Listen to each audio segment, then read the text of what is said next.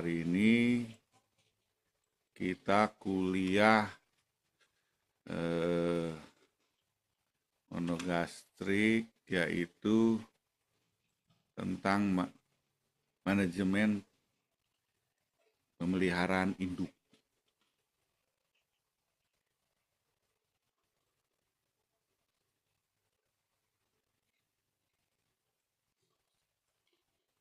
Induk babi ya.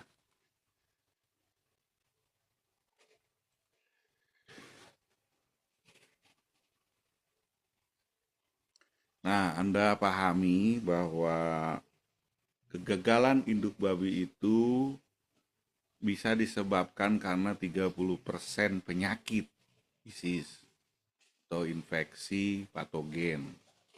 Ada beberapa penyakit yang mengakibatkan keguguran atau anaknya infertilisasi atau keguguran, bisa virus, bisa juga oleh bakteri ya. Salah satu penyakit-penyakit yang bisa menyebabkan keguguran itu 30% ya. PRRS itu bisa juga. Brucellosis Swiss itu keguguran ya. Brucellosis Swiss. PRRS. Ada lagi ya ASF juga. Dia kalau pada induk kena itu biasanya akan keguguran. Circovirus juga ada, circovirus, ya, PCV, PCV2 itu juga mengakibatkan keguguran. Nah, di sini ada vaksinnya ya, brucellosis, PRRS, ASF, kolera, itu vaksinnya. Induk wajib divaksin. Biasanya divaksin ketika lepas sapi. Ya, tapi ada juga ASF ini hasil penelitian kemarin rekomendasinya itu divaksin African Swine Fever ya pada umur kira-kira kelahiran, umur laktasi lah, menyusui itu 5 minggu ya, pada saat laktasi divaksin diharapkan vaksin ini memberikan maternal antibody ke anaknya.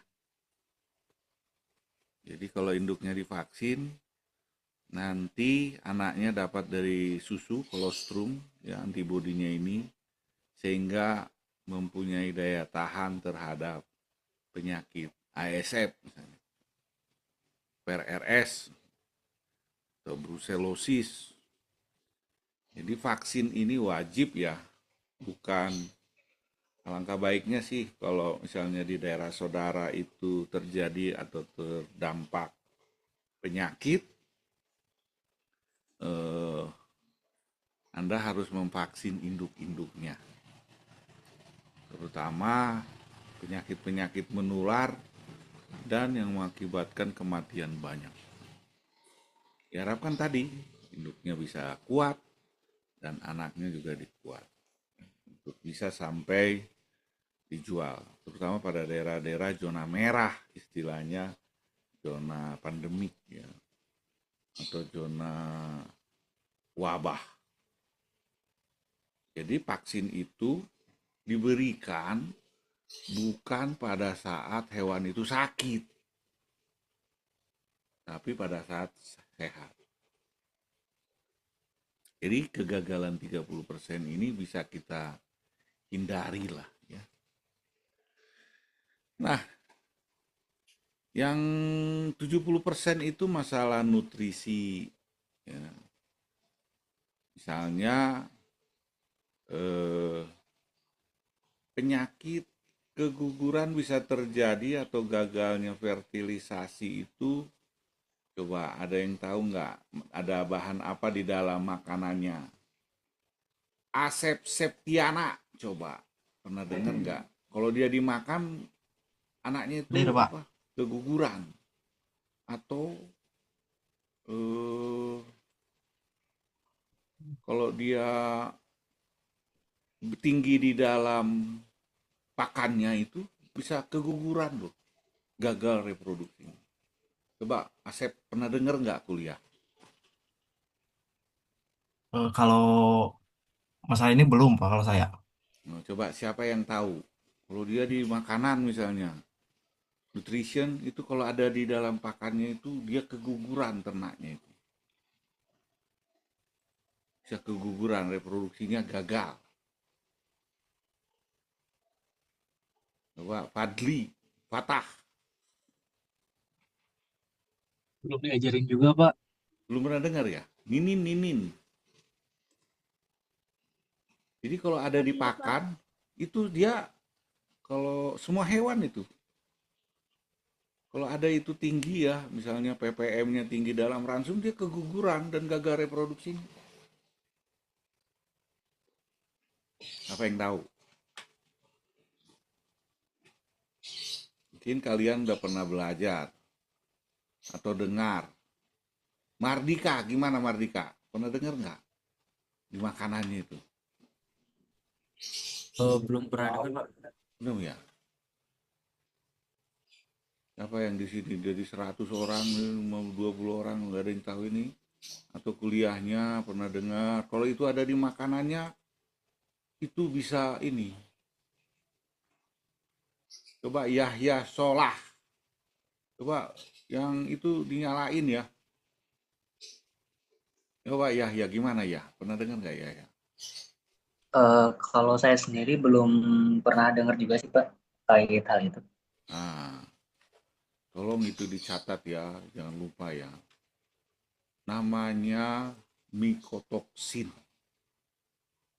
Mikotoksin itu hasil racun yang dihasilkan oleh jamur, kapang, jamur. Nah, kalau misalnya ada babi bunting atau ayam yang sedang reproduksi, bertelur gitu, layer terutama. Atau hewan-hewan bunting lah yang reproduksi. Itu kalau eh, tinggi toksinnya, jamurnya, kapangnya itu dalam itu keguguran. Terutama yang jenis-jenis toksin itu banyak ya, ada alpha toksin, ada DON, ada T2, T2, ya, ada DON. Biasanya yang jenis-jenis DON itu mengakibatkan keguguran. Sehingga kalau kamu nanti di perusahaan kerja yang nutrisi ini, Anda bisa menambahkan namanya toxin binder. Ya, nanti kalau kalian kerja di farm itu Anda bisa menambahkan toxin binder. Jelas ya suaraku ya? Riga, Riga, jelas ya? Oke. Nah itu ya. Breeding teknik udah pasti lah ya. Tepat kawin. Kemarin kita udah belajar tentang kapan waktu yang tepat untuk mengawinkan. Lingkungan juga ini akan berpengaruh kepada kegagalan ini. Contoh, jangan mengawinkan ternak babi pada siang hari. Makanya kemarin IB atau alami itu biasanya pagi dan sore hari. Ya, itu dicatat, pagi dan sore hari. Lingkungannya atau lingkungannya yang terlampau lembab. Misalnya kandangnya itu tidak ada udara, oksigen, matahari itu, angin itu jelek ya. Itu bisa mengakibatkan kegagalan induk juga. Kadar amonia misalnya, kalau yang normal itu kalau bisa itu kadar amonia dalam kandang itu 10 ppm, 10 part per million kadarnya di udara kandang. Kalau lebih misalnya lembab, udah lembab, amonia tinggi, itu bisa keguguran juga ya, terganggu. sistem reproduksi. Nah, ini jadi catatan ini ya, lingkungan. Ya. Hormonal udah pasti ya. Ya, kegagalan hormonal dalam ternak babi, bawaan ya, hormon ini bisa disuntik dari luar, ya bisa juga bawaan. Tapi saya menganjurkan bagi saudara-saudara untuk penggunaan hormon luar itu kalau bisa jangan tergantung atau jangan sering. Biarkanlah, karena pada dasarnya tubuh hewan itu menghasilkan hormon sendiri, terutama reproduksi, FSH, oksitosin, ya. Bisa aja kamu suntik misalnya PGF2 alfa, tapi kalau dia sering dilakukan itu, aku takutnya ada mekanisme blok. Artinya tubuhnya jadi ketergantungan, kayak kalian ngerokok gitulah, minum kopi. Kalau minum kopi, aduh nggak ngopi itu kayaknya nggak enak, begitulah. Nah, kayak begitu. Jadi kalau hormonal ini kalau bisa carilah ternak atau induk hewan ya, secara umum sih ini kelihatannya yang secara hormonalnya normal, dia menghasilkan susu, oksitosinnya lancar, SH-nya lancar, FSH-nya lancar. Itu akan mengurangi kos biaya. Kecuali ya kamu masalah ya, ini babi ini udah ada, kebetulan dia nggak kontraksi pas lahir, ya kau suntiklah oksitosin supaya rahimnya kontraksi. Tapi saya harap sih induk-induk begitu jangan dipakai dia sampai lahir. Takutnya dia nanti juga begitu masalahnya. Ya mahal ya, beli oksitosin itu mahal. Jadi tidak efisien ya. Itu. Jadi catatan itu ya. Jadi nanti ujian nanti mungkin ditanya itu ya. Jadi yang penting-penting aja Anda catat ya. Kalau bahan sih ada. Metabolik toksik. Nah, ini bisa aja sama seperti tadi ya. Bahan-bahan toksik. Genetik. Ya. Genetik bisa contohnya sifat dari ternak itu sendiri. Ya. Dia tidak mempunyai sifat keibuan, mother ability, itu genetik. Makanya kemarin saya sarankan jenis babi apa yang tidak boleh jadi induk kalau bisa. Siapa yang tahu? Buruk, Pak. Pintar, berarti ada yang nyangkut ya. Ya kayak genetik itu. Jangan sekali-kali dalam sistem breeding saudara yang babi coklat itu jadi induk. Karena dia bersifat strong, strike begitu, galak, strike. Selain jumlah anaknya dikit, ya dia nggak ya itulah. Kalau mungkin orang mau tomboy gitulah ya, tomboyan lah, strong dia. Tapi kalau untuk jadi jantan bagus ya untuk final stock. Traumatik udah biasa lah ya. Bisa juga kalau seandainya saudara itu punya kandang induk, tapi di sekitar kandang saudara itu banyak hewan lain, itu juga traumatik. Ingat-ingat. Contoh kan anjing misalnya. Ketika dia lahir atau menyusui ada anjing. Dia traumatik itu. Makanya usahakan kandang itu induk terutama tenang. Tenang dia. Supaya tidak induknya traumatik, akhirnya apa? Stres, udah stres ya makan anaknya. Dia berpikir daripada dimakan anjing, dicuri anjing atau harimau atau apa gitu. Akhirnya dimakan. Ya bentuk dari stres dia lah. Ya, dimakan itu.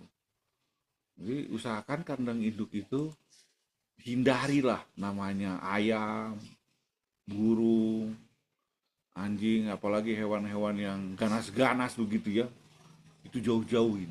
Apalagi dengan sistem biosecurity sekarang itu akan harus dikurangi lah ya. Gak boleh ada hewan lain di kandang. Hewan lain ya, catatan itu. Baik ayam, baik kucing, baik tikus, atau burung, atau anjing, hewan kesayangan lah.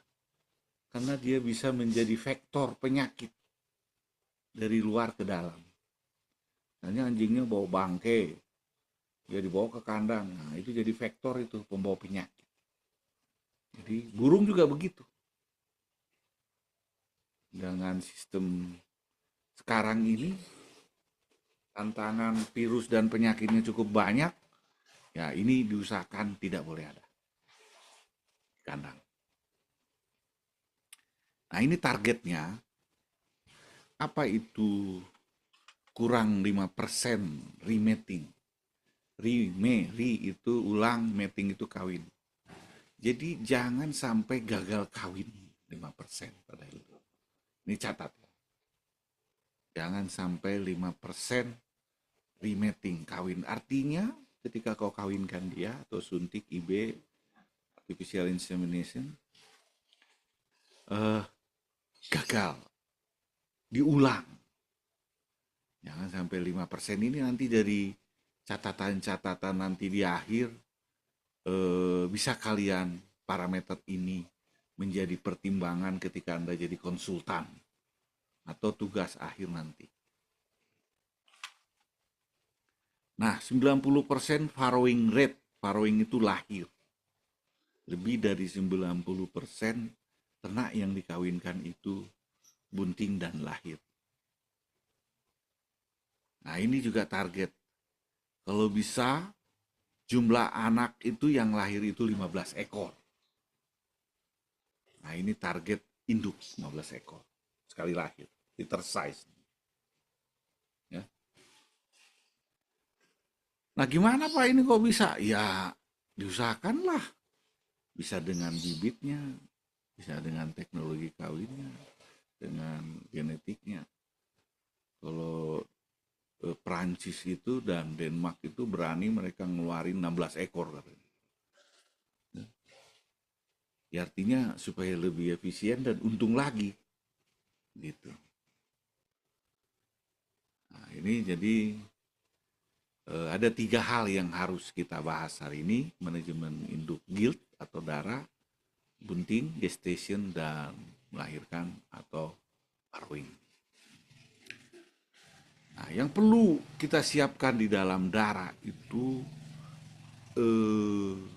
punya puting susu itu 14 minimum. Kalau Anda nanti milih induk, pilihlah yang 14 puting susunya. Yang bawah ini nih. Tapi yang hidup ya, bukan yang mati. Hidup. Jadi memilih induk itu, pilihlah puting susu yang banyak. 14 minimum. Jadi ada 7 kiri, 7 kanan lah, 7 pasang lah. Dan simetris. Simetris 14 simetris.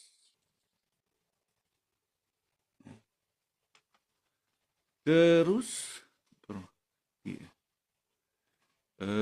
tidak mempunyai cacat turunan. Misalnya kalau babi kalian lihat ini, hidungnya nggak terlampau pesek, begitulah.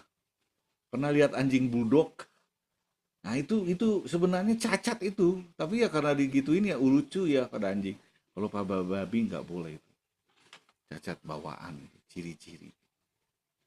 Atau misalnya kupingnya harusnya ke atas jadi ke bawah, harusnya ini misalnya ini Yorkshire itu putih jadi totol-totol. Nah itu biasanya genetik. Atau kaki pincang biasa lah ya. Nah itu. Nah induk yang berasal, calon-calon darah itu yang berasal dari induk yang mempunyai anak yang banyak. Jadi bibit bobot bebet lah. Ya.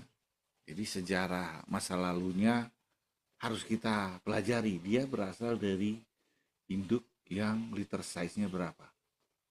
Kalau tadi kan dibilang 15. Nah, berarti kalau dia si induk ini atau anak calon induk ini darah ini dari induk yang 15, oh bagus itu. Artinya bukan hanya lahirnya 15, hidupnya pun harus 15 begitu. Gak ada yang mati. Rangka struktur tulang baik, ya ini biasa. Kita harus berikan langsung induk itu, calon induk ya, gild namanya darah atau replacement stock. Itu kita berikan kalsium fosfor yang cukup supaya rangkanya bagus. Kesehatan baik, darah dari pertumbuhan yang baik, dan efisiensi pakan yang tinggi. Nah, induk juga, baik jantan atau induk lainnya, kita ambil yang berat dari lahirnya itu udah besar. Udah dijudge atau udah dinilai seleksi jogging. Kalau istilah kalian itu jogging. Udah dinilai seleksi di jogging. Jadi dari lahir pun dia sudah mempunyai tendensius dari calon-calon induk ini besar. Kalau bisa berat lahir itu kan rata-rata 1,2 kilo ya, 1,1 kilo. Kalau bisa 1,5 ke atas, 1,6 kilo, apalagi 1,7 kilo. Jadi satu kelahiran itu beratnya itu ada yang besar ada yang kecil. Ambil yang di atas rata-rata, ya 5% di atas atau 10% topnya lah.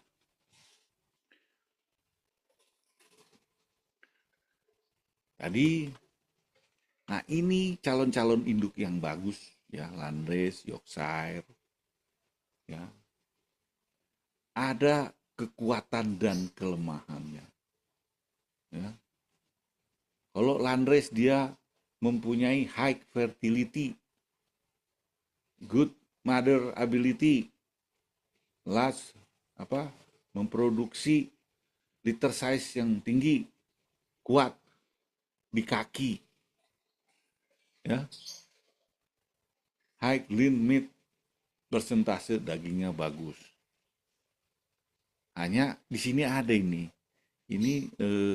tapi kalah sama si Yorkshire itu dia punya kelemahan ini, kakinya nggak kuat. Landrace strong, profil di sini kuat di kaki, ya. Sama lah tadi. Dia harus mempunyai sifat keibuan hampir sama ya, PBB yang bagus, efisiensi pakan yang bagus, dan kualitas daging yang bagus, selain puting susu.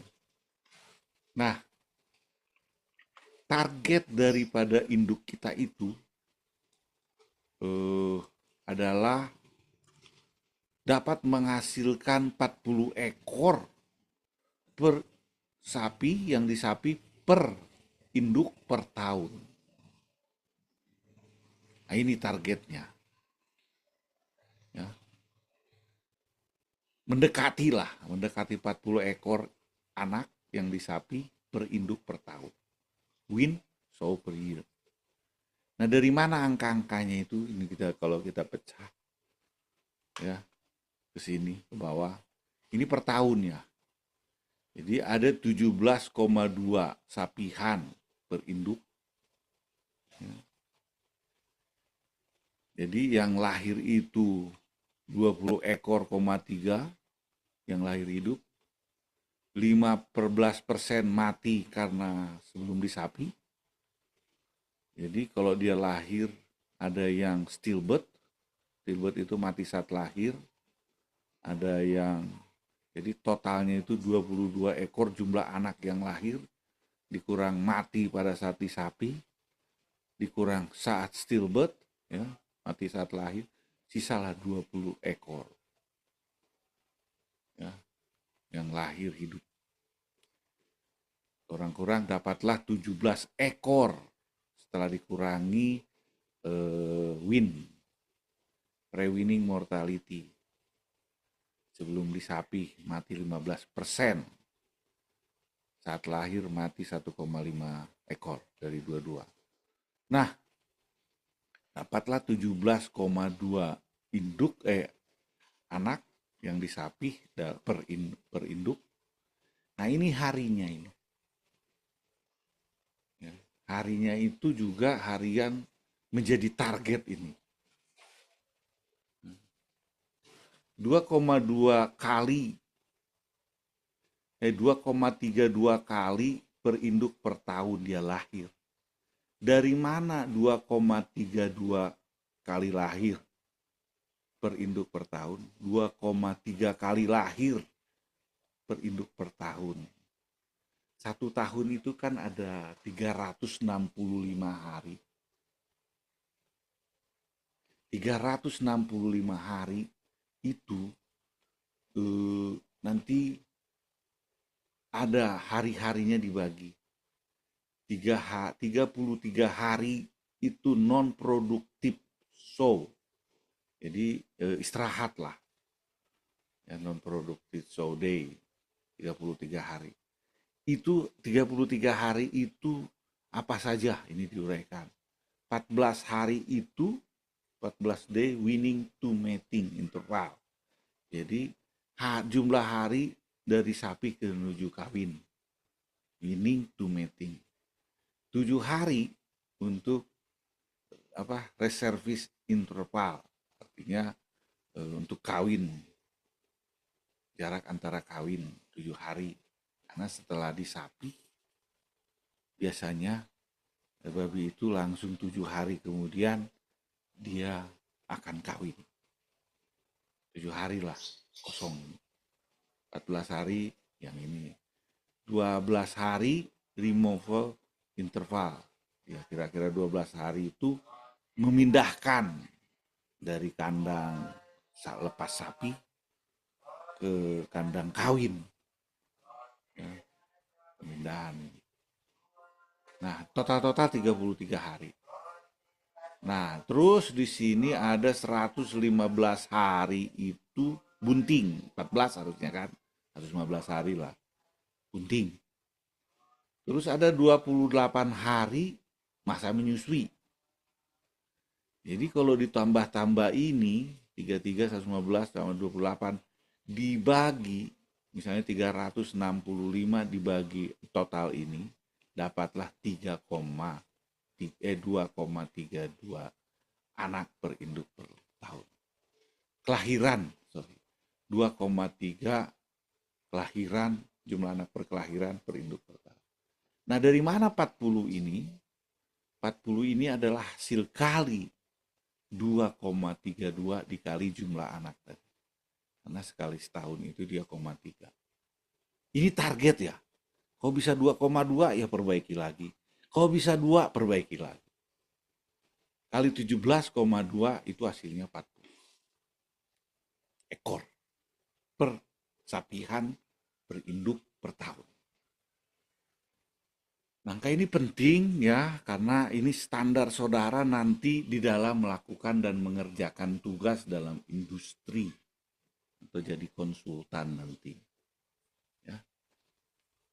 Kalau lulus mata kuliah monogastrik. Ya, ini kandang-kandang darah itu ya, sudah dipisahkan, sudah diseleksi 25 kilo sampai 105 kilo. Jadi dia lepas sapi besar udah diseleksi, dipisahkan lah calon-calon induk pengganti. Minimum 30%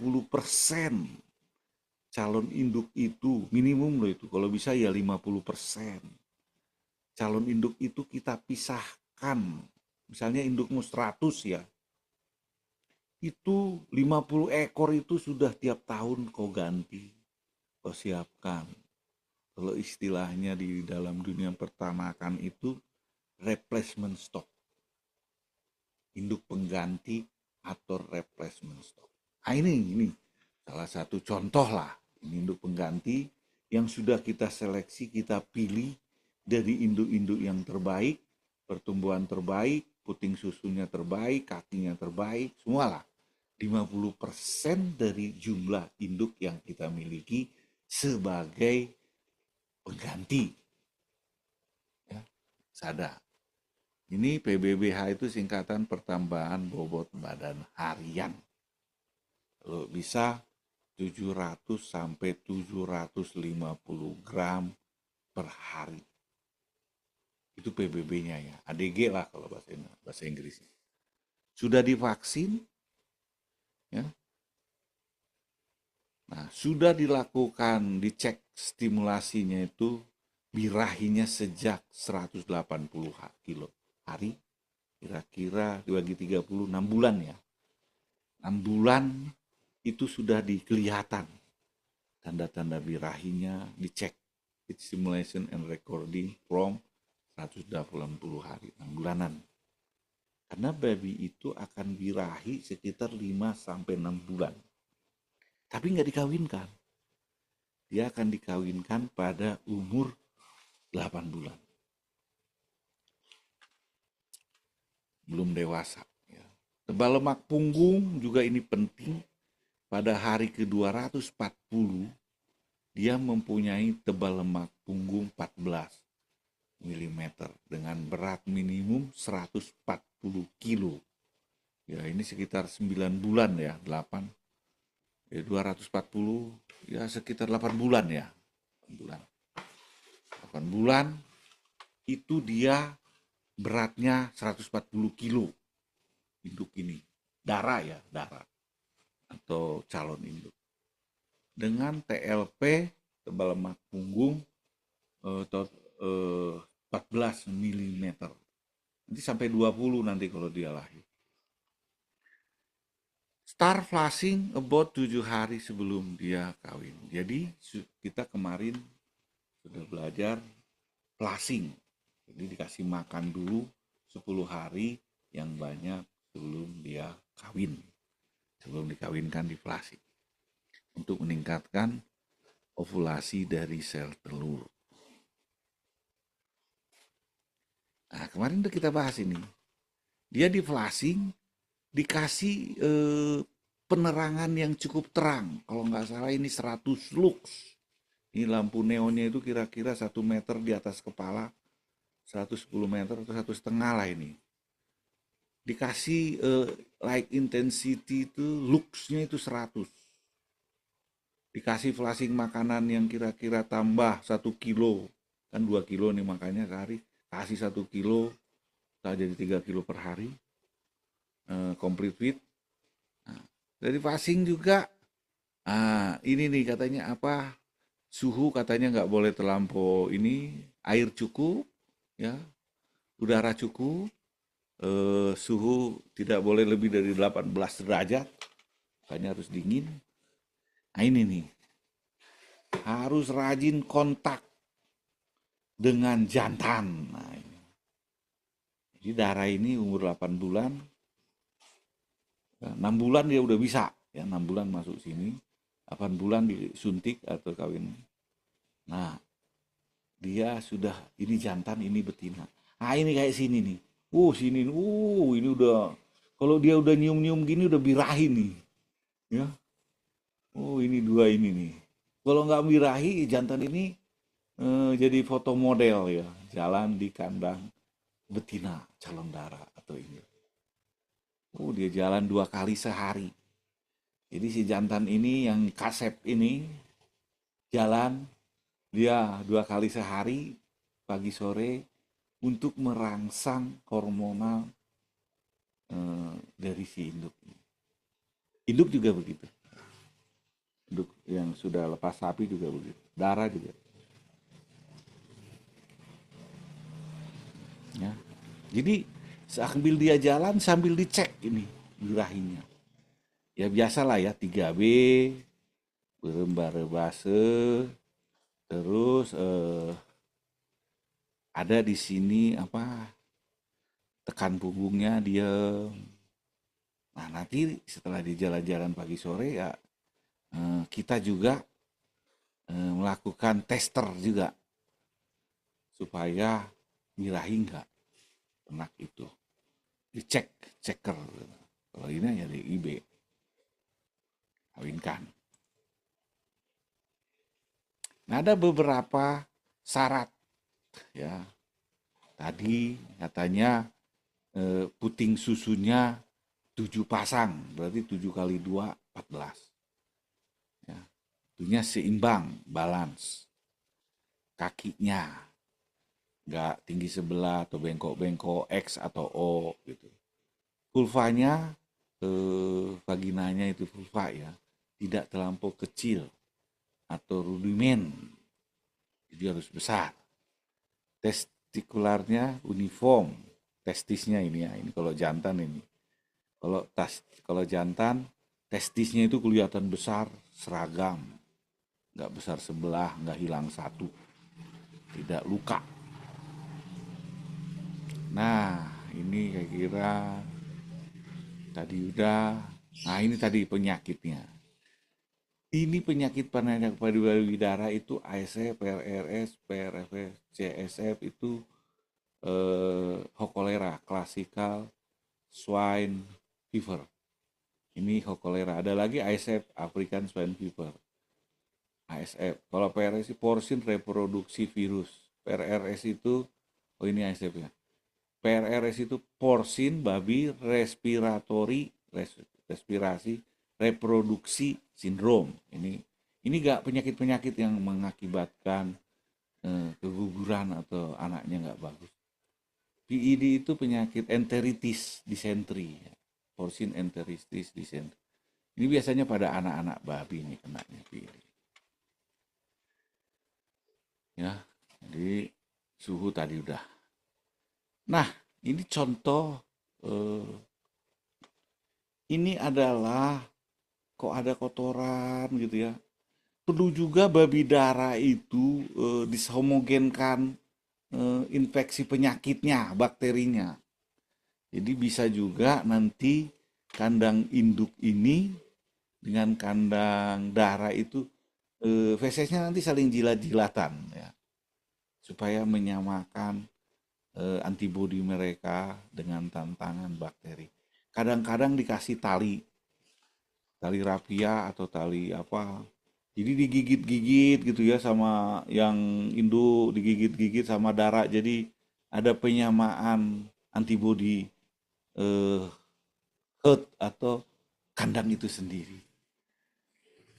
Apalagi perlu itu untuk menyetarakan kekuatan mereka. Uji challenge lah ya, tapi bukan dibikin mati, enggak, ini hanya tertransfer aja.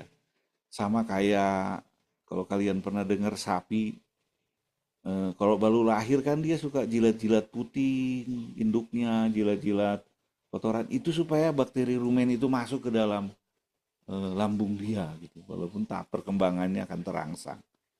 Ini pun begitulah maksudnya itu.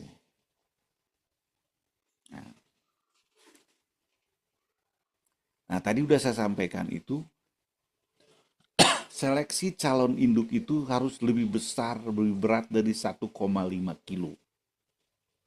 Ya, tadi udah ini ya. Berat lahirnya ya. Kalau misalnya sini kalau kita lihat, ini sini besar nih. Yang lain 11, 12, 13, ada yang besar. Nah, baru langsung kita potong kupingnya atau ditandain pakai apa gitu biasanya. Kalau udah satu lebih dari 1,5 kilo, putingnya 14 sampai 16, tidak kurang, tidak ada cacat genetik, ya udah masukkan sebagai seleksi calon induk. Ya. Nah, tidak ada hernia. Hernia itu ini nih hernia. Testicle size nggak seimbang. Kalau bisa seragam. Nah ini nih. Nah ini kalian lihat nih, ada babi ini nih. Di sini, ini lihat testisnya nih. Lihat nggak yang di belakang itu? Yasmin lihat nggak? Kenapa itu testisnya? Jantan ini, calon jantan. Tidak simetris, Bapak. Ah itu, tidak simetris. Ya, ini hernia. Ini calon-calon itu yang itu ini mungkin masuk satu ya, atau mati satu, nggak boleh itu dipakai. Nah ini vulvanya. Nah yang bagus itu ini, yang ini jelek, kecilan. Ini malah nggak ada ini, nggak ada lubangnya ini. Nah, udah harus diseleksi juga. Oh kenapa ini kok ekornya dipotong? Ya itu supaya nanti pada saat mengawinkan atau inseminasi buatan tidak mengganggu. Ya. Jadi yang normal ya. Hanya.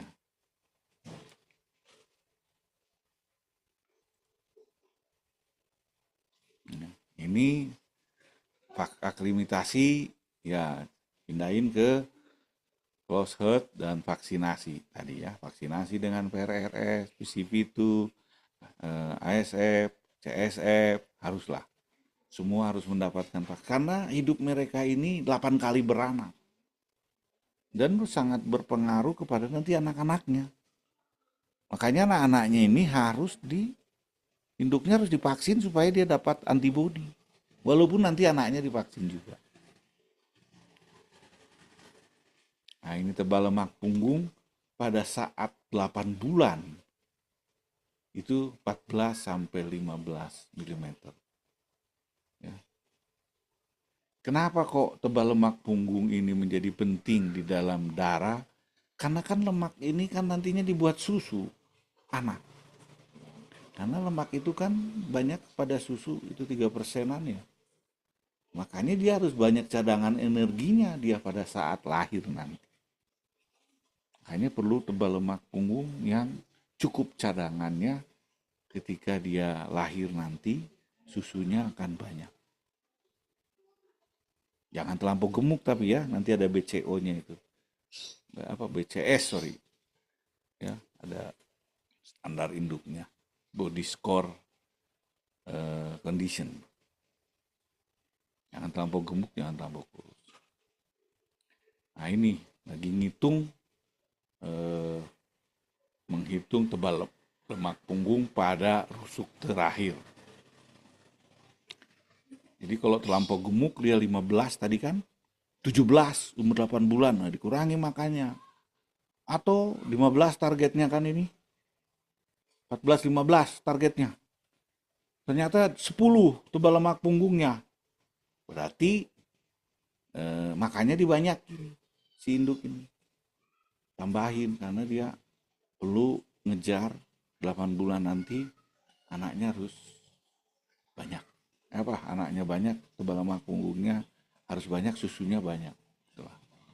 Supaya BCS-nya bagus antara 3 lah ya. Nggak terlampau kurus dan nggak terlampau gemuk, 3 lah.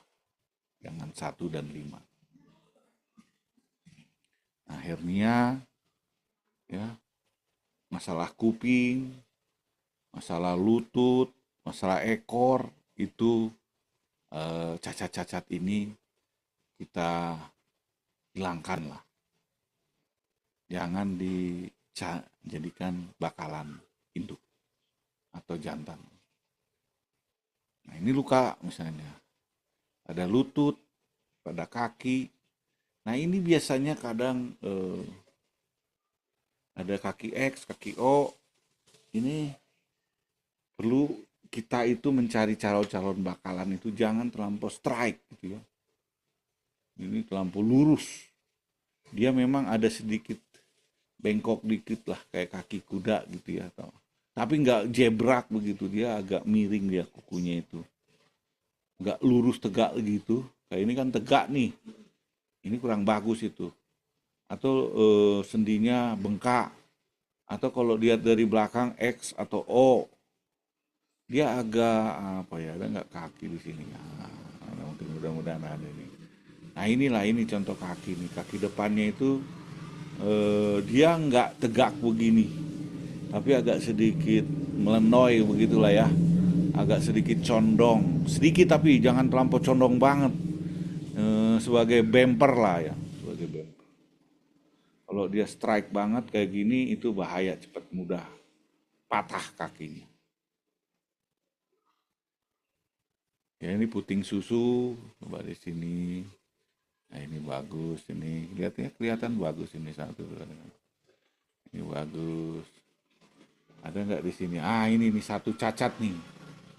Ini bagus, bagus, bagus. Nah ini nggak ada lubangnya ini. Jadi puting susu pun eh, pilih yang 14 itu aktif semua, nggak ada yang rudimen atau mengecil ya. Ini kaki ya. Ya. Jadi dia nggak terlampau jebrak, nggak terlampau tegak begitu, dia agak miring tapi dikit ya. Nah ini kaki, nggak begini, nggak tegak banget, nggak apa condong banget gitu. Ini XO juga, ya, dari belakang, dari depan. Ya, jangan terlampau tegak begitu ya, dia normal aja. Kukunya itu berdiri di atas kuku yang bumper gitulah, kayak bumper ada jotnya, tidak terlampau shock breakernya nggak terlampau rusak juga, tapi ada diatur-atur. Nah ini terlampau normal, ini strike ya. Ini terlampau strike nih, lurus di atas kukunya dia, ini jelek ini ya, bahaya nanti, mudah patah. Nah ini juga ada kuku yang luka-luka begini, itu juga karena kejepit di cage atau di slednya itu.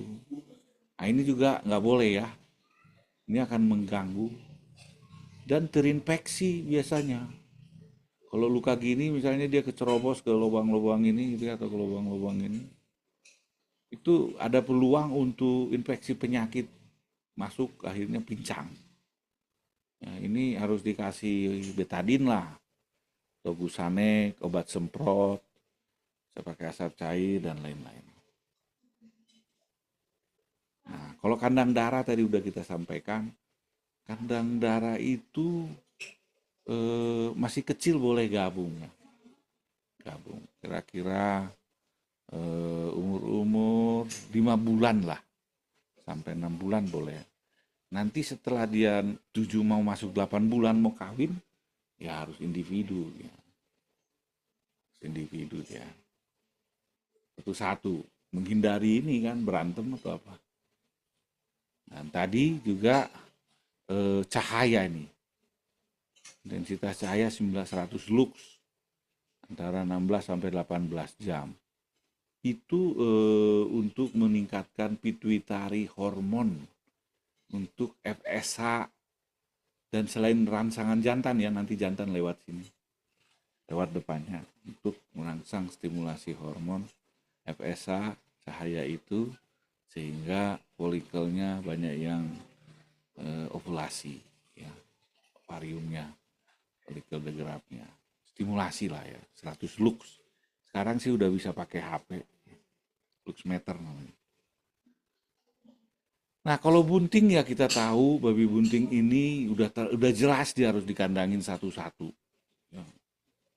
Karena jangan dia gabung. Kalau gabung takutnya ini kan di sini ada embrio ya, atau fetus.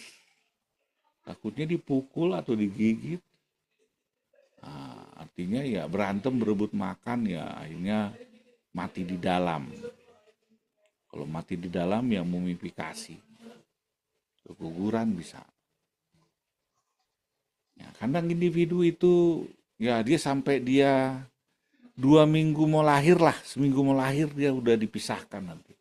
Jadi sejak dia kawin, darah dia udah individu. Ya, jadi kandang bunting itu kayak satu-satu kayak gini ya, satu-satu.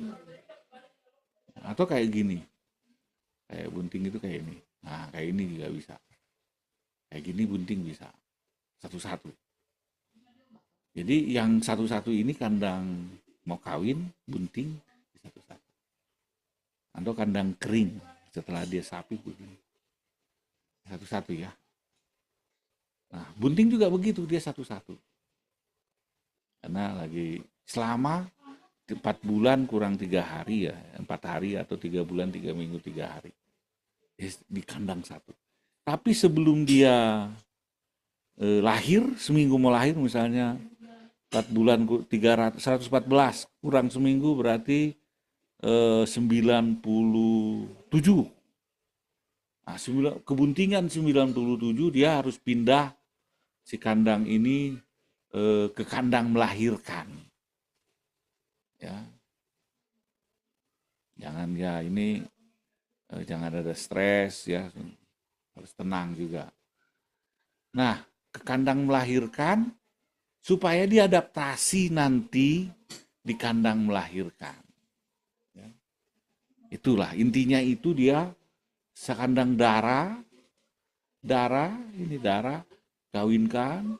Jadi umur 5-6 bulan itu udah sendiri dia. Kalau kurang dari 5 bulan dia masih boleh koloni. Tapi kalau dia 5 bulan, 6 bulan udah sendiri. Terus sendiri, darah, kawin, bunting. Saat lahirlah dia nanti pindah ke kandang melahirkan, yaitu 1 minggu sebelum lahir. Bisa 2 minggu, 1 minggu lah dia supaya adaptasi terhadap kandang melahirkan. Ya. Lingkungan bunting juga ya, sama satu-satu ya. Pen ukurannya dan nanti di perkandangan, slide-nya, tenang. Makanan juga pada saat bunting itu ya biasalah ya. Proteinnya, crude proteinnya 14%, konsumsinya 1,8 sampai 2,3 kilo per ekor per hari. Ya. Ini tergantung lama buntingnya, lama-lama naik ya, dari 1,8 sampai 2,3 kilo per hari. Nanti ada, ini pelajarannya. Kalian ada lagi nggak ini? Nah inilah, ini sama aja sih grafiknya ini. Coba ini ya, mulai dari sini. Ini atau ini aja ya. Nah inilah. Intake kilogram per day. Ini kilogram ini 0 sampai 3,5 kilo. Ya. Jadi ini kebuntingan 114 hari. 0 sampai 114 hari. Nah, kalau bisa ini. Ya. Kalau bisa, konsumsinya itu ya begini.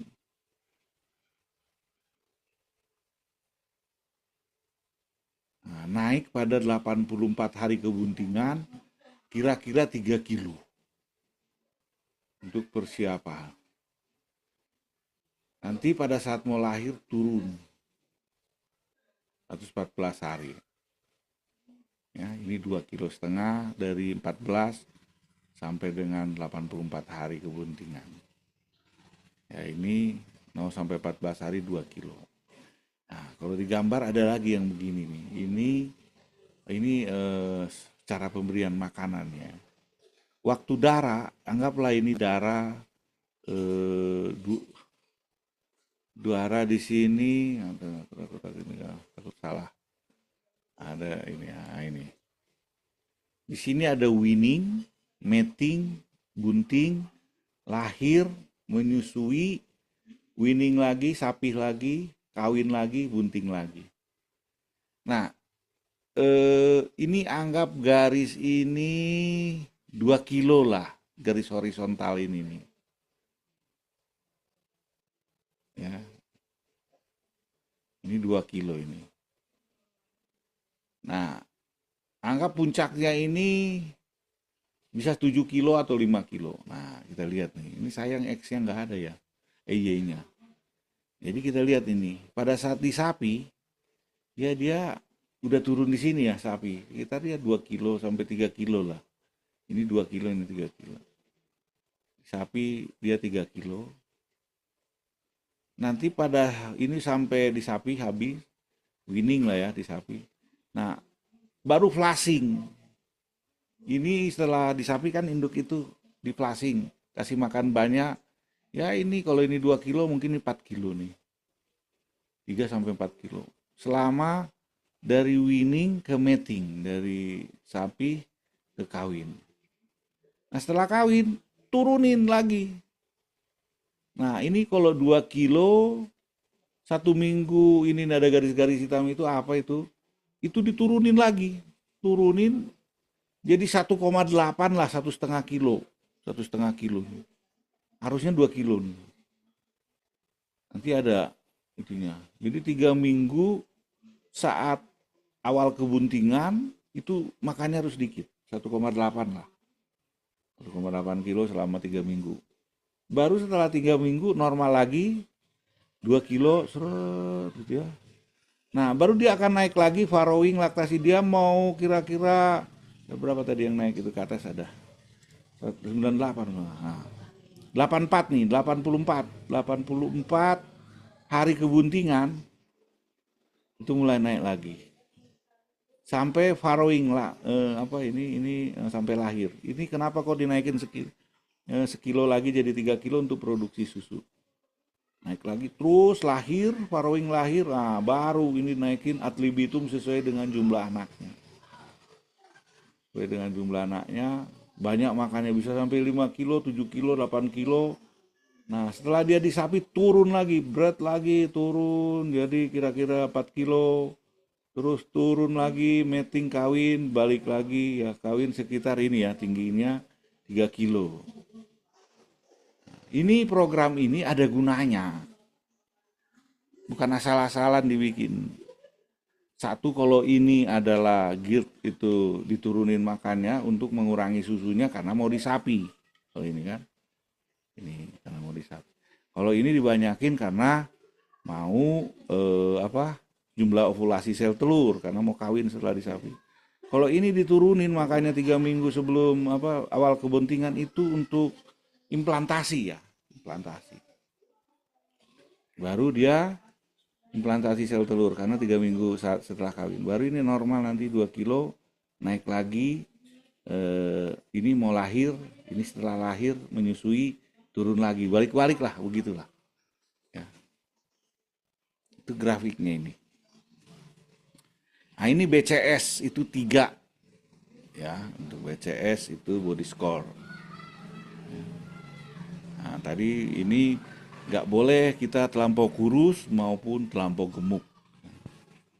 Nah, ini kalau bisa sedang-sedang saja lah. Kurus.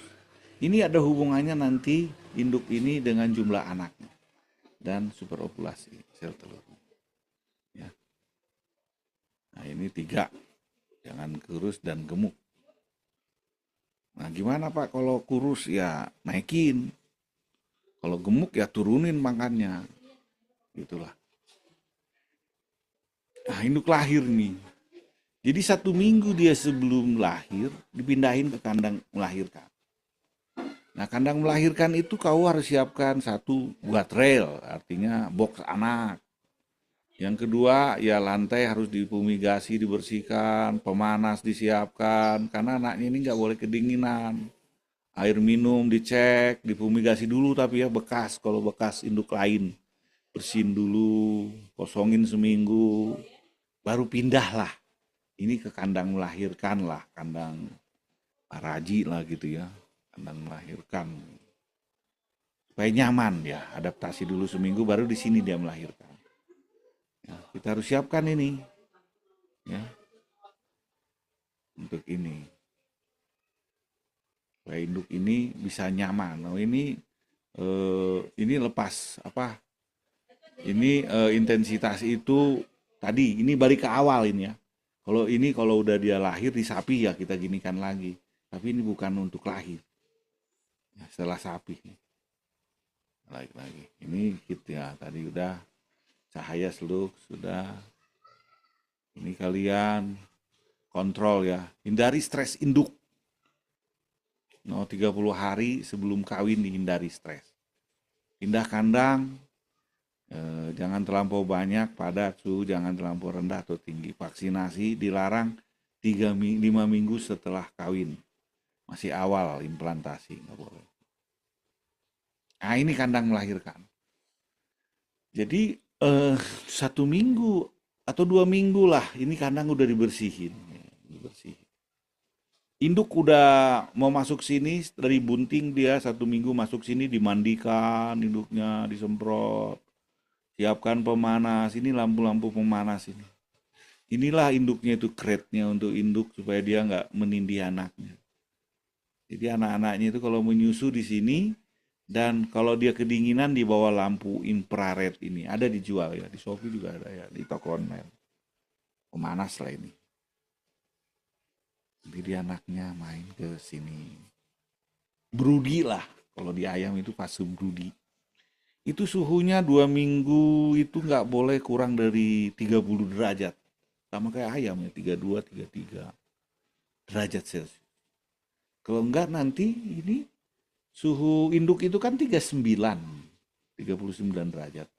Jadi ini harus apa? Ya 30 lah selama 2 minggu. Sampai adaptasi dia. Karena kalau kedinginan biasanya cepat mati ya. Kedinginan itu mencret, infeksi. Nah, jadi kalau perlu ada pemanas ini, dicek nanti suhunya di sini. Ya. Jadi suhu di dalam rahim itu 39,5, dia keluar kalau di sini 18, wah kedinginan dia. Bisa mati anaknya. Makanya perlu pemanas. Ya. Nah, ada juga yang sistem kandangnya begini. Pagar pemanasnya di samping. Nah, ini menolong kelahiran ya.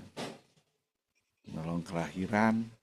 Jadi babi itu biasanya siang atau malam lah yang seringnya lahir itu. Ya kemarin udah kita nggak tahu ya.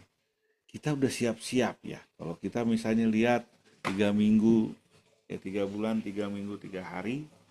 Nah 1 minggu itu atau 3 hari, 1 hari mau lahir itu kalian coba tekan putingnya itu. Kalau udah keluar susu, ya berarti dia sudah mau lahir. Banyak sih tanda-tanda kelahiran.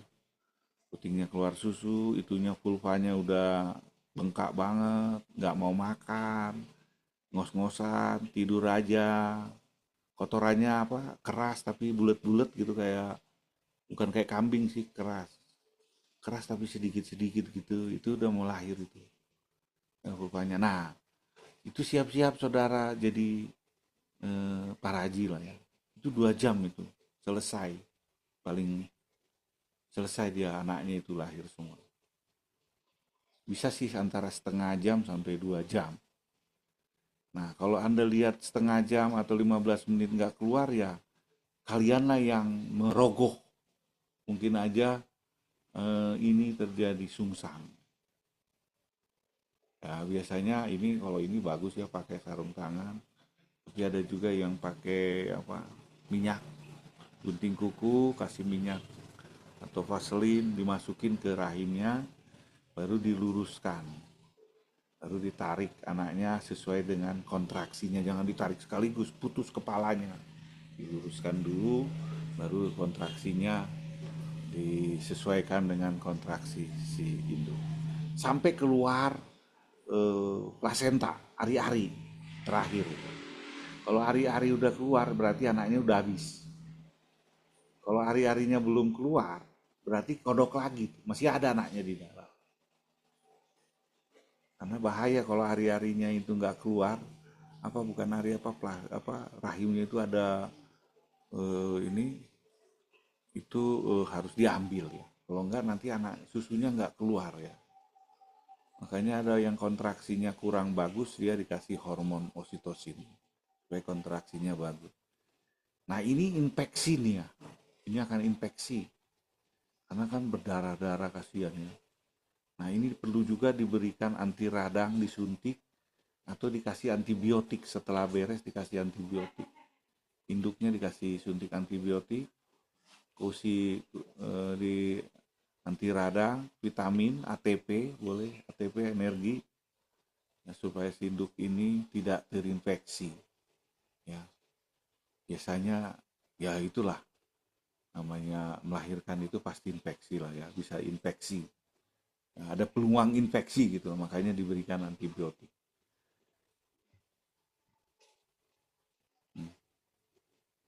Nah ini banyaknya ciri-ciri dia mau lahir, misalnya vulvanya 4 hari sebelum lahir, Tapi biasanya itu ambingnya itu kalau udah keluar, udah bengkak gitu ya, udah keluar susu itu 24 jam biasanya udah mau lahir. Nah inilah anaknya ini, diberi dia ke kandang lahir, anaknya ini dibatas namanya guardrail, kasih pemana. Jadi anaknya nyusu di pinggir ya. Ini anaknya banyak ya. 1, 2, 3, 4, 5, 6, 7, 8, 9, 10, 11, 12, 13, 14 nih. Banyak ini, bagus ini induknya. Nah inilah diginikan. Jadi yang pertama itu dia dapat kolostrum dulu. Jangan dulu kasih apa-apa. Jadi setelah dia lahir dapat kolostrum dulu, baru nanti ada perlakuan-perlakuan lain. Di Stokia tadi ya, ini banyak kejadian di Stokia, makanya perlu lahirnya sungsang gitu ya, perlu kita luruskan. Ya. Ini beberapa penyebab di Stokia ya. Artinya susah lahir. Ya, misalnya karena kontraksinya lemah, induknya kecapean, terlampau gemuk, ya, kebanyakan makan atau kurang makan, ya, lubang itunya sempit, kurang istirahat, abnormal uterinnya, jadi kandangnya terlampau panas, itu mengakibatkan susah lahir juga ya. Problemnya akhirnya piglet mati sebelum lahir, bisa juga distokia ya, susah lahir, too big or ill shape, atau anaknya terlampau besar, atau 2 anak masuk lubang yang sama, nggak satu-satu, itu susah juga. Ya, banyak yang lain-lain. Jadi ada banyak peluang ya untuk dia susah lahir, makanya kita harus siap-siap. Ya. Siap-siap lah. Ini baca aja. Jadi, nah ini setelah dia lahir, post farrowing, ya tadi udah saya bilang, ya induknya tenang, anaknya tenang, makan cukup, susu cukup, susu konsumsi ini banyak ya, bisa sampai 7 kilo. Kasih makan. Nanti hitungannya kalau induk itu 2 kilo atau 3 kilo, anak ini setengah kilo seekor. Setengah kilo seekor. Jadi itu. Jadi saat lahir, jangan dulu suntik-suntik lah. 3 hari aja nanti. 3 hari setelah lahir baru dikasih obat-obat lain-lain. Potong kuku. Nafsu makan induk harus dijaga ya. Pada saat lahir, jangan sampai kurang makan. Berarti kalau dia nggak makan, nanti nggak keluar susu. Kalau dia nggak keluar susu, anak kelaparan. Nah, bisa juga itu disebabkan karena infeksi. Tadi rahimnya kan nggak diobatin, nggak disuntik anti radang, tidak disuntik atau diberikan antibiotik atau vitamin. Makanya makannya harus cukup. Tempat makan babi induk laktasi penting. Nah ini kamu harus lihat nih. Kalau tempat makannya kosong begini, berarti kamu ngasihnya kurang. Harus ditambah lagi besok. Jadi harus ada sisa-sisa dikit lah. Nah contoh ini, kalau tempat makannya ini pagi banyak, berarti dia nggak mau makan, ada masalah. Atau nipelnya nggak keluar air, ini juga dicek. Nipelnya itu kalau bisa 1 menit itu 2 liter ya. Terus mencar ini. Susu harus banyak, karena dia kebutuhan air itu bisa 40 liter per hari induk menyusui itu. Sampai 50 liter per hari. Jadi nipel ini kalau nggak jalan ya nggak makan juga, susu nggak ada. Air minum dicek ya, harus lancar. Ya. Kalau dia penuh berarti nggak ada masalah ini. Kenapa kok nggak dimakan? Nanti Anda harus segera eksekusi. Mungkin dia infeksi, mungkin dia air minumnya nggak ada, nggak keluar. Mungkin kepanasan, mungkin stres, dan lain-lain. Perlu dicari solusi. Kalau lemes, kurang ATP, suntik aja. Salami. Nah ini juga jangan sampai ada jamur. Makanya pemberian makan itu sih yang bagus itu kosong ya. Tapi jangan terlampau kosong banget, berarti ini kurang banget. Ini kebanyakan banget. Ini jamuran akhirnya kalau kebanyakan. Ini bahaya ya bagi mencret nanti anaknya. Antara air minum. Ini sederhana, tapi harus dicek ini air minum untuk anak dan air minum untuk induk. Harus benar-benar perhatiin ya. Jangan sampai macet. Karena nipel gini bisa rusak, bisa macet, bisa ketumput apa gitu, lumpur. Udah selesai. Jadi itulah manajemen induk yang harus Anda pelajari. Yang sementara dari saya demikian. Anda bisa baca lagi, bisa juga dari buku-buku, dari YouTube. Banyak ya sekarang sumber ilmu itu. Tapi dasarnya itulah dulu sementara. Ya. Oke, aku tes dulu ini satu nih. Ya, tolong kameranya diaktifin lagi semua. Panggil dulu sini, Zahra. Coba aktifkan. Zahra, aku tes dulu.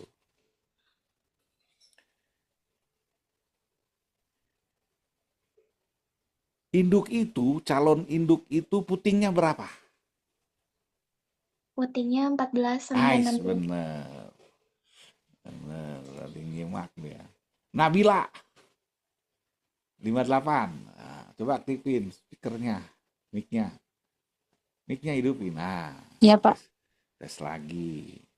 Berapa lama atau berapa hari sebelum lahir dia dipindahin induk bunting ini ke kandang lahir?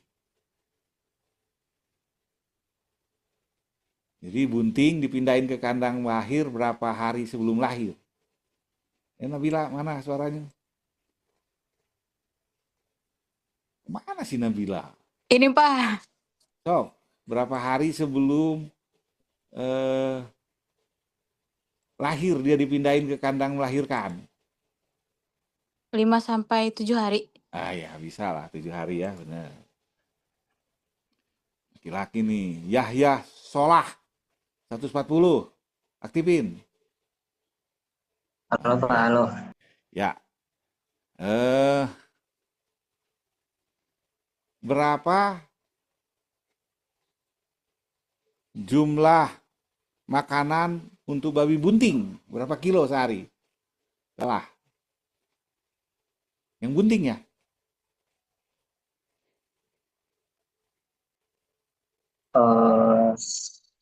Sekitar berapa ya? Tadi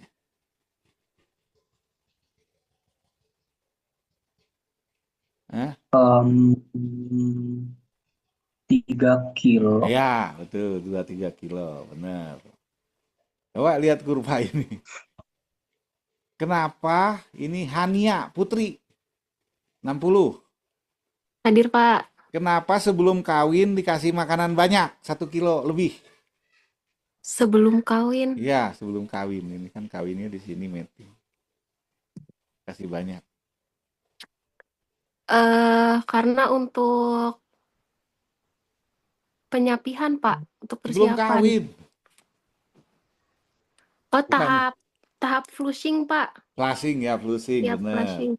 Supaya embrionya banyak. Betul. Coba lagi. Adela 165. Aktifin.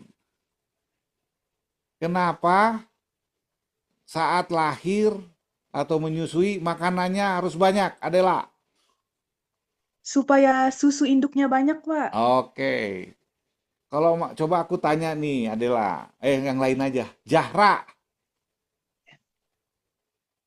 Zahra, MPM-nya aku nggak tahu ini ya. Zahra, aktifin itunya, mic-nya. Saya lagi, Pak. Oh, kau udah ya? Sorry. Udah, Pak. Udah. Coba yang lain-lain nih ke bawah dulu nih.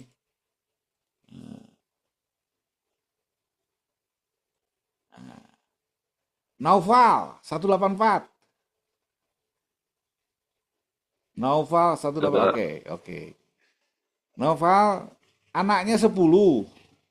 Mamanya makan 3 kilo. Berapa kilo makannya induknya? Berapa, Pak? Gimana, Pak? Anaknya ada 10. Terus mamanya makan 3 kilo. Berapa dikasih induknya ini supaya dia menyusunya bagus? Punten Pak, putus-putus di saya. Oh, oke, gantilah sama si Alfi Saputra 138. Alfi, aktifin mic-mu. Ya, Pak. Ini induknya ini melahirkan anaknya 10. Ya. Induknya makan 3 kilo untuk induk doang. Untuk anaknya setengah kilo 1 ekor. Berapa kilo dikasih makan induknya ini? Pada saat dia menyusui. Ini bisa lebih tinggi kayaknya, Pak. Mungkin 7 sampai 10 kilo akan lebih tinggi ini ke sini. Ah, caranya gini deh. Gimana? Setengah kilo 1 anak. Kalau 10 Ya. berapa? Eh, Setengah kali 5, 15. 10. Setengah kali 10, berapa kilo? Setengah kilo buat anak 1 ekor. Kalau anaknya 10, 15. masa sih setengah kilo kali 10, 15 kilo? Bukan, Pak. Setengah kali 10, 5 kilo. Ya, 5 kilo. Ya, 5 kilo. 5 kilo. 5 kilo. Ya, Tambah untuk induknya 3 kilo. Jadi berapa kilo kau 3 kasih? kilo. 8. 8 bener. Coba Ya, ini. 8 kilo. Bener. Coba ini sisu 283 tolong kameranya semua aktifin dulu supaya aku panggil. Aktifin dulu kameranya supaya aku panggil nih.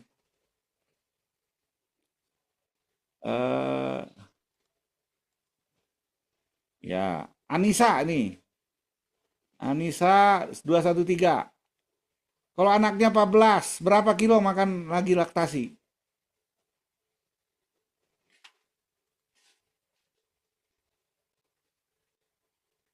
Anaknya 14. Setelah ini Agung.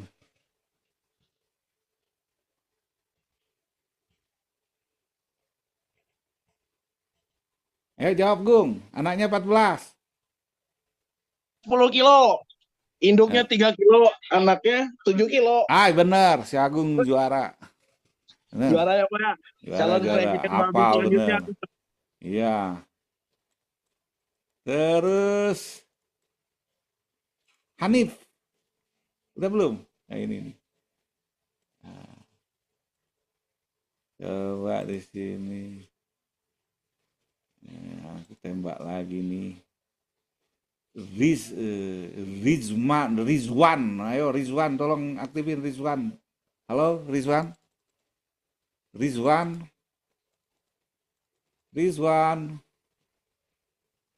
Nah ini catat ini sama aku ini. Jadi uka-uka ini si Rizwan. Coba ini Ainaya. Halo Ainaya. Coba kaki babi calon induk yang bagus gimana?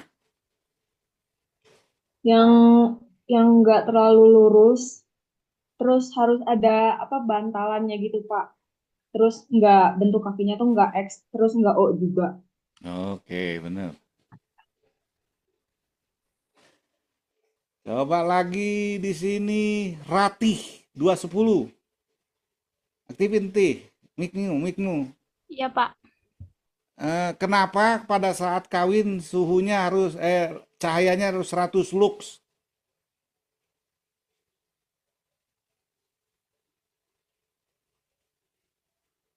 Pencahayaannya harus 100 lux. Kenapa?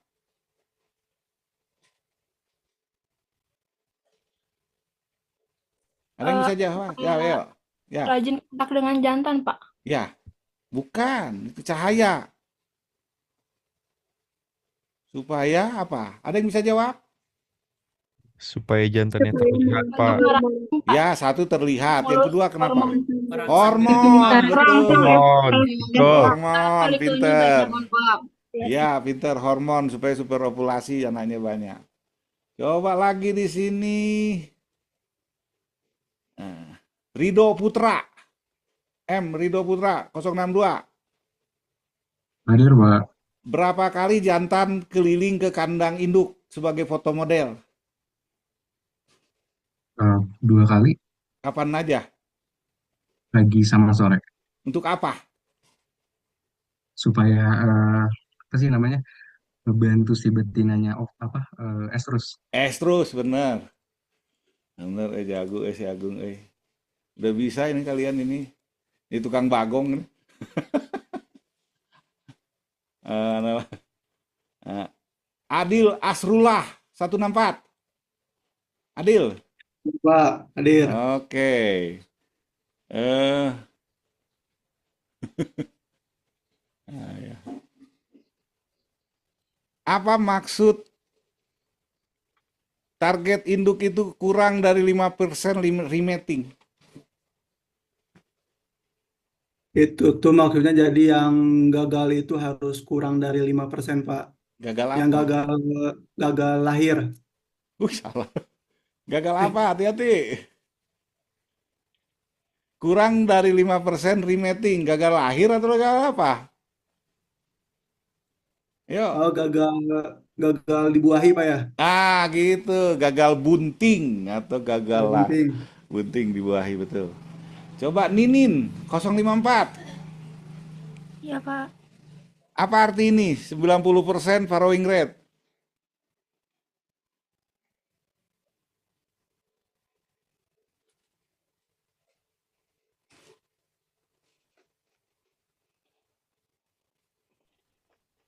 Keberhasilan melahirkan. Iya, ini si Ninin berarti molor atau kudu disuruh ospek ulang itu. Madepnya banyak, madep. Mantep, Iya, dia 90% harus lahir ya. Lebih dari 90% yang bunting lahir. Mana lagi nih?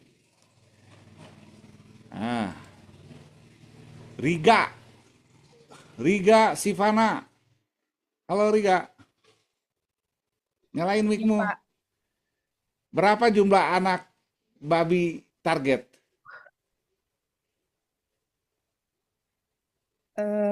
Sekali lahir. Lebih dari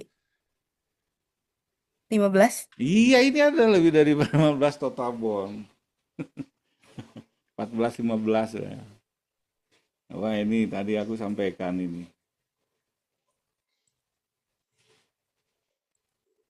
Nah, ini dulu nih. Sheila Amalia, udah belum? Belum ya? Belum, Pak. 216. Coba Hadir. sebutkan gagal induk karena nutrisi. Apa itu tadi? Jadi kalau pakan yang diberikan itu lalu dikonsumsi terdapat mikotoksin, maka akan terjadi kegagalan pembuahan pada induk seperti itu, Pak. 100. Oke, pinter. Coba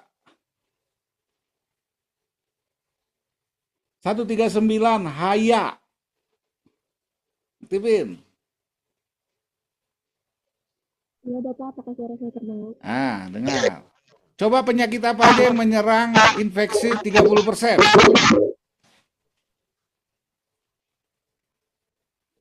30% karena kegagalan induk penyakit. Penyakit apa aja? Yang ingat aja, satu nggak apa-apa. Ada ASF, Bapak, bukan transfusi. Oke, benar. Oke. Coba Jundi 153. Hadir, Pak. Oke, coba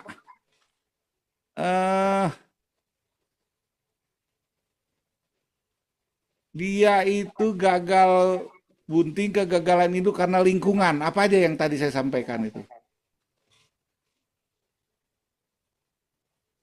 Dari kebersihan, Pak. Benar. Apalagi? Terus dari